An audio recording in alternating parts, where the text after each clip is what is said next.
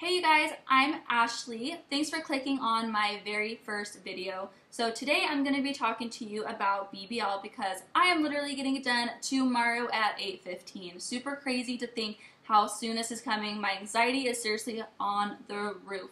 So if you're not into cosmetic procedures, then you do not have to watch this video. And if you are considering getting something like this, then I'd love to share with you guys my insight and my experience with this procedure. The doctor that I am going to is Dr. Lane Smith. He is in Las Vegas, Nevada, and I will put that information below. And I chose him after seeing 3 other doctors, and after the consultations, I chose to go to him. He made me feel awesome. He also spent a lot of time with me compared to the other doctors. He answered questions very thoroughly, and I really liked that. And on top of that, he was very honest about my expectations. So I went in there with photos of kind of the look that I wanted, and which was the kind of the look on his profile and his before and after pictures. So I kind of knew that he could give me this look. But he told me that I needed to gain 4 pounds in order to achieve the look that I was getting. And I really appreciated him being really honest about that. And so I'm going to him and seeing him tomorrow. A Brazilian butt lift is a couple procedures into one. So the first thing they're going to be doing is taking fat from my unwanted areas, which is going to be my stomach, my sides, and then also my back. However, if you had different unwanted areas like your thighs, hands, chin, anything like that, you can talk to your doctor about that, and that is a possibility. There is something I do need to mention. So for the first couple of weeks following your procedure, you're going to notice your butt starting to shrink a little bit. Part of that is because the swelling is going down, and part of it is because some of the fat that was harvested isn't going to live. So 30 to 40 to 50% of the fat isn't going to survive. So that's something really important, and taking care of yourself afterwards is a big part of that as well. So in addition to all of the surgeon fees and the doctor fees in your procedure, there is some cost that you're going to have to consider afterwards. And so I'm going to share a few things with you guys, the things that I bought that may be important to you and that may help you out as well. So the first thing that I got was stool softeners. So when you take antibiotics, sometimes it's hard to go number 2 when you end up constipated. And so I actually started taking this now, 3 days before surgery. And so I'm hoping this will solve that issue. So the next thing that I got was a female urinal. This is going to help dramatically. I have read it helps a lot of people, and so I'm hoping this helps me as well. Considering you can't sit for a few weeks, to go to the bathroom may be a little difficult, so you can stand and go pee in this. And when doing your research, you may have came across a few girls using sock compressors, and this is kind of similar. This is kind of just a little bit more advanced. So this is what it is. This is a Vena Pro, and this was included with my doctor fees, and this is going to go on my legs while I am resting, and it's going to be on pulsing, so it helps with blood clots and stuff like that, and I will be disconnecting this every 2 to 3 hours when I need to walk. So this is what this is. Came in the box, Vena Pro. I'm sure the socks will do just as fine. That's just what my doctor gave me. So if you're like me and like to keep everything as clean as possible, then I would highly recommend the bed pads. And the reason why is because you are going to have drainage coming out from your sides right here, and it's going to be draining fluids and blood and everything like that. You don't want that on your sheets. So I would totally recommend this, and this is what this is.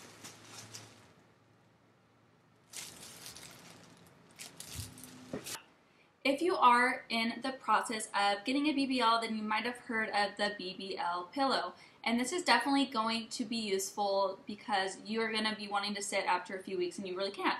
So when you're driving, you know, going out to restaurants and stuff like that, this is definitely going to help you be able to be more comfortable.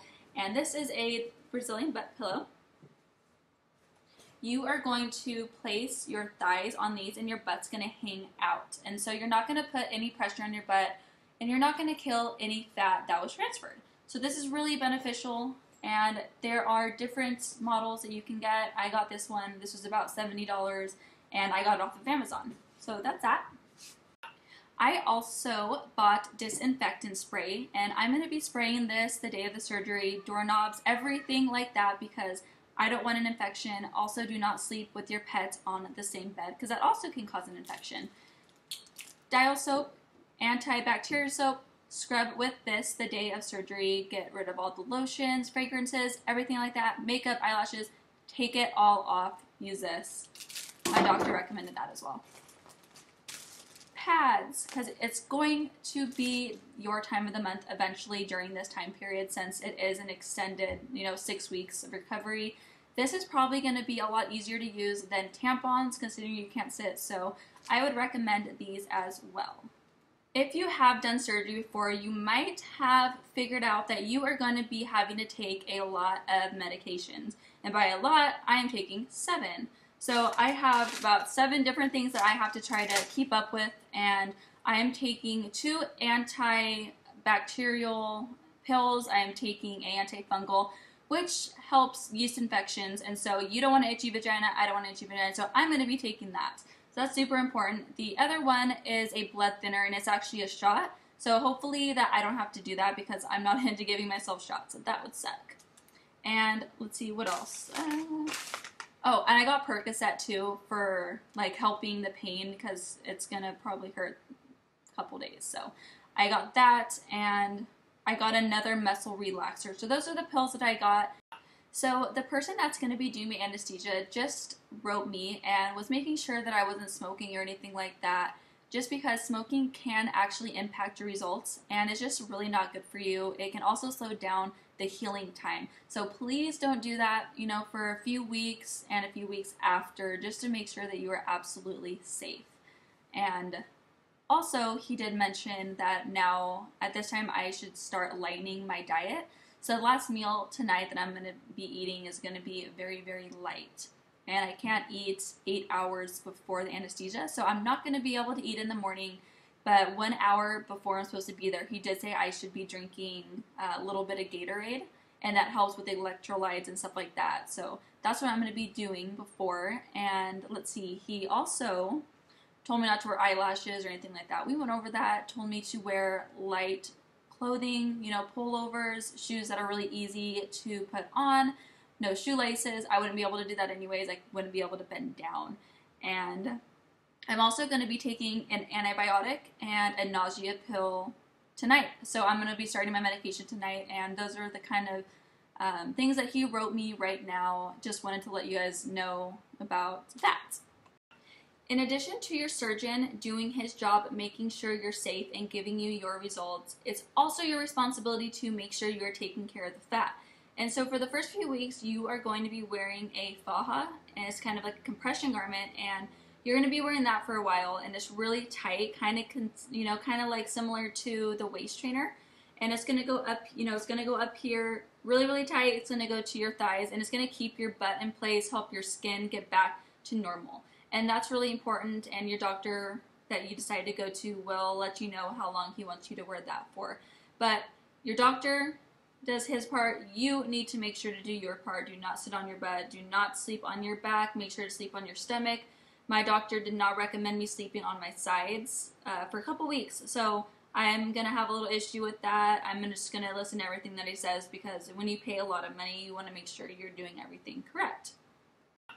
Thanks you guys so much for watching. I hope that I have answered some of your questions that you might have about it. And if there is any more questions, feel free to write the comment below, and I will try to get back to it. As you know, my surgery is tomorrow, so I am going to be trying to film that and kind of give you guys an insight about everything that I am experiencing. I'm actually going to ask the doctor if he will videotape part of the procedure so you can get firsthand. So fingers crossed. I will get back to you guys tomorrow, and thank you so much for watching, and adios muchacha.